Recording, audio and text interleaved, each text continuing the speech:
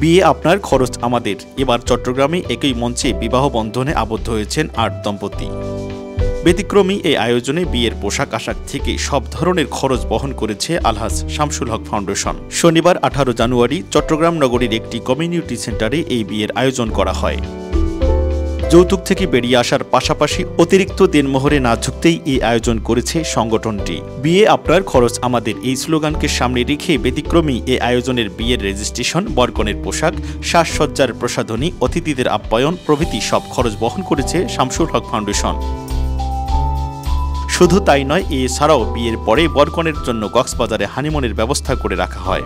নবদম্পতির কাছে শর্ত শুধু একটাই, যাতে কেউ যৌতুকের লেনদেন না করে, কাবিননামায় অতিরিক্ত দেনমোহর না লিখে। এমন আয়োজনের সঙ্গী হতে পেরে বেশ উচ্ছ্বসিত নবদম্পতিরা ও অতিথিরা। অনেকে তাদের অনুভূতি প্রকাশ করতে গিয়ে এক দম্পতি বলেন, আমরা এমন আয়োজনকে সাধুবাদ জানাই। আমরা এমন খবর পেয়ে নিজেরা উদ্বুদ্ধ হয়ে এগিয়ে এসেছি।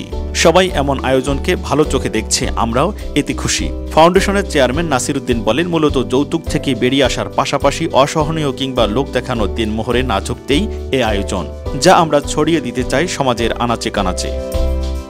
শামসুল হক ফাউন্ডেশনের চেয়ারম্যান প্রকৌশলী নাসির উদ্দিন বলেন, আমরা যৌতুক থেকে বিমুখ করতেই এই আয়োজন করেছি, যাতে মানুষ সত্যের পথে আসে।